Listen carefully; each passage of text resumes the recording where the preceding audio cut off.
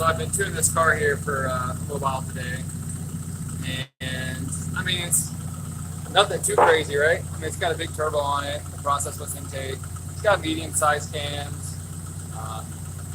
It's got gigantic ports in the heads, but it's just nothing like bizarre off the wall or anything, right? I can't get the damn thing idle for the life of it. It's only got 15,000 miles on it, right? So you would think everything would be good.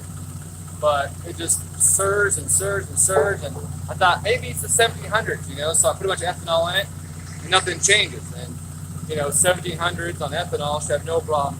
At 60% ethanol should have no problem idling at all.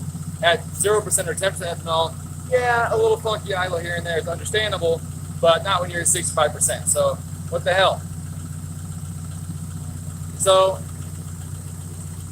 I finally, after going through everything, said, you know what, fuck this. I'm gonna go open loop with it and see what's going on. Unplug the O2 sensor. Bam! Steady.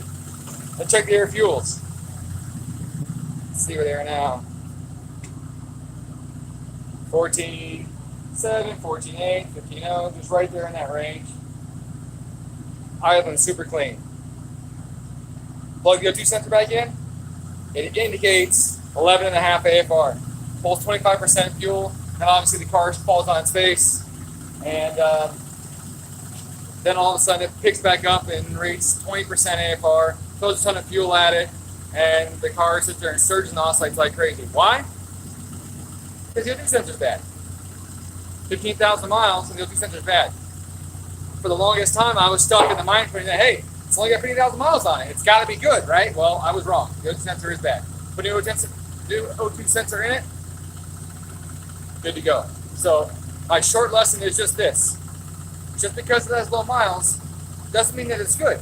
It could have been damaged, it could have been dropped, it could have had bad fuel or water go through it, it could have sat for a long time. I mean, it is a 15 with only 15,000 miles. So condensation can get to the sensor and corrode.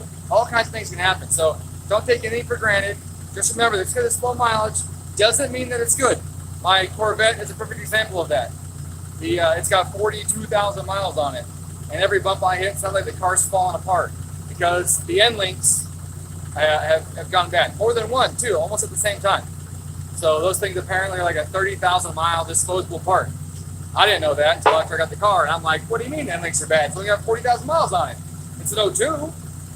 But yeah, just because it has low mileage doesn't mean it's good. So if you're in this situation where you're tuning something and you're like, man, I can't figure it out, then, you know, second guess everything. You know, well, are the sensors good? Cam sensor good? Crank sensor good? O2 sensor good? What indications are you getting? You know, and start from there. And I could have saved myself hours of time screaming at the computer and pulling my hair out. Look at that. Jesus. Pulling my hair out, trying to figure out what's wrong with this thing, and all it was an O2 sensor. That's it. I just want to take this opportunity to say to you guys, just because it's got low mileage doesn't mean it's good, doesn't mean it works. And, you know, if it feels like something's wrong, something could very well be wrong. You know, don't always blame yourself. You definitely look around. Take accountability for your own shit, but definitely, you know, probe around and see if you can find something else that's going on. That was it. Now it's just rock steady. I could put a cup on here. It wouldn't even shake the water. Son of a bitch.